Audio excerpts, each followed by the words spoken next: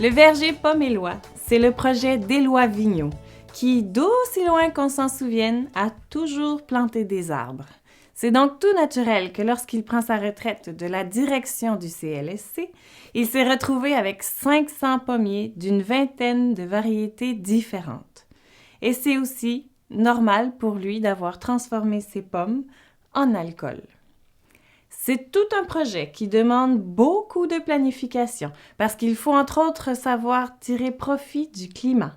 Il faut se protéger des vents d'automne, tenir compte de la pluie, de la courte saison estivale. Ce sont toutes des variantes qui rendent la tâche plus difficile. Et le site parfait pour faire ça, il se trouve dans le chemin du Petit Bois à la montagne. L'élaboration du cidre, c'est un processus rigoureux.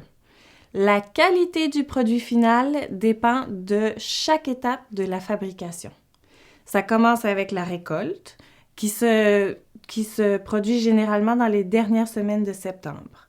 Ensuite, il y a le broyage, le pressurage, puis la fermentation, qui elle aussi requiert un savoir-faire particulier.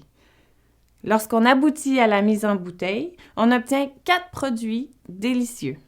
L'enchanteur de pommes et le chou chêne, ce sont 2 cidres apéritifs issus de ces fruits cultivés à l'air salin. L'escarbille, c'est un cidre pétillant dont l'effervescence est obtenue par une fermentation qui se termine dans la bouteille, ce qui va favoriser une prise de mousse naturelle. Et le 4e produit, la Pomélois, c'est un cidre apéritif qui emprisonne la pomme dans la bouteille dès son apparition sur la branche.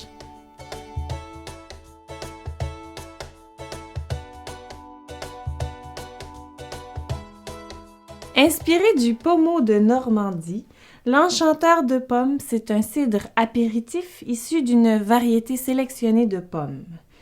Pour déclencher la fermentation, on utilise toujours au verger pomélois les levures indigènes. Ce sont les levures naturelles qui se trouvent sur la pomme fouettée par l'air salin lorsqu'on la cueille. Et au moment opportun de cette fermentation, on ajoute au mou de pomme de l'eau de vie de pomme. Ce procédé-là, ça s'appelle le mutage. Lorsqu'on mute le cidre obtenu, ça stoppe la fermentation. Ça a la propriété, donc, d'empêcher le sucre résiduel de se transformer en alcool. Et c'est ce qu'on veut. On veut garder une touche de sucre en bouche. Mais tout l'art de ce produit ici, pour Éloi, c'est de faire son mutage au bon moment pour conserver juste la bonne densité de sucre résiduel pour obtenir un vin demi-sec, un cidre demi-sec. Alors, désormais, l'enchanteur de pommes, il est vieilli en fût de chêne, en barrique de chêne, quelques mois. Et ça, définitivement, ça apporte goût et arôme plus complexes.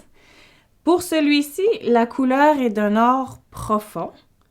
Et les arômes, autant au niveau olfactif que gustatif, ils sont francs et nets. C'est toute la déclinaison de la pomme qu'on retrouve.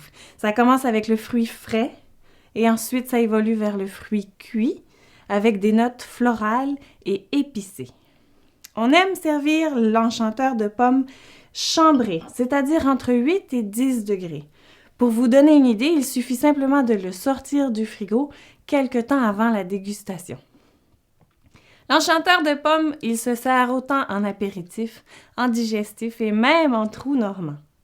Si c'est en mangeant qu'on vous le sert, il sera très agréable avec des bouchées sucrées salées, avec des terrines goûteuses, avec des fromages plus soutenus, un peu comme le pied de vent. Si c'est un dessert, vous irez avec du chocolat ou avec les fruits frais et pensez entre autres au melon et à la fraise. En cuisine, on peut déglacer des pétoncles à l'enchanteur. On peut aussi faire une version plus madelinienne des moules en changeant le vin blanc pour l'enchanteur. Une tarte à l'enchanteur ou des truffes chocolat et enchanteur, c'est très intéressant comme dessert. Et sachez que l'enchanteur, il vieillit très bien dans sa bouteille.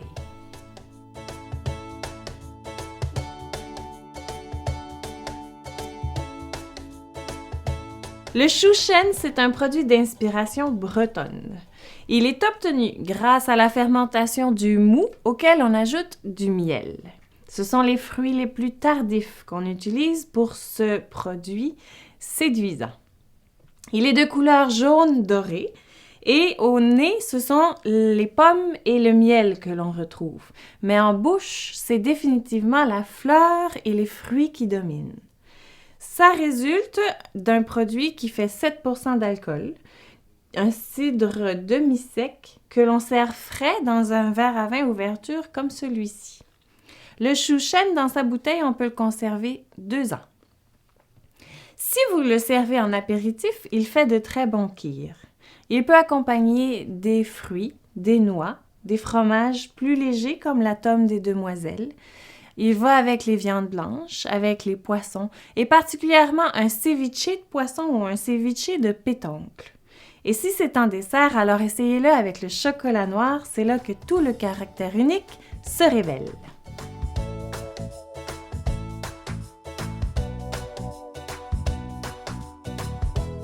L'escarbille, c'est un cidre effervescent qui pétille comme l'escarbille d'un feu de joie.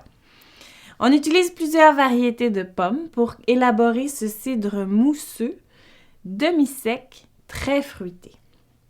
On travaille toujours avec les levures naturelles.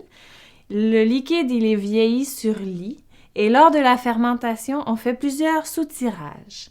Ça veut dire que l'on change de cuve régulièrement lors de la fermentation afin d'éliminer le dépôt de lit qui se trouve au fond des cuves.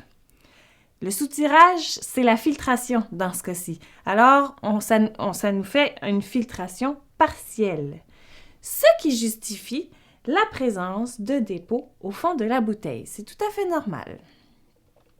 On embouteille l'escarbille avant la fin de la fermentation. Donc, elle se termine dans la bouteille où là, le sucre résiduel se transforme en alcool et en gaz carbonique. Mais puisque le gaz carbonique est prisonnier, c'est seulement lorsqu'on l'ouvre qu'on obtient la prise de mousse avec les belles bulles fines et délicates qui sont entièrement naturelles. On va servir l'escarbille frais dans un verre à champagne afin d'en admirer les belles bulles fines. Et lorsque vous achetez la bouteille d'escarbille, vous pouvez la conserver de 18 à 24 mois. Mais par contre, lorsque vous l'ouvrez, c'est maintenant qu'il faut la boire. Avec son faible taux d'alcool de 5%, l'escarbille, vous pouvez la boire le midi, au cœur de l'après-midi, en apéritif, au coucher de soleil, quand bon vous chante, en fait, parce que l'occasion, elle se créera d'elle-même. L'escarbille, c'est un produit qui se suffit à lui-même. Mais si vous le désirez, vous pourrez faire d'excellents kirs royales avec quelques gouttes de liqueur de cassis ou de liqueur de framboise. Et au repas, vous le serrez avec des crêpes salées ou sucrées.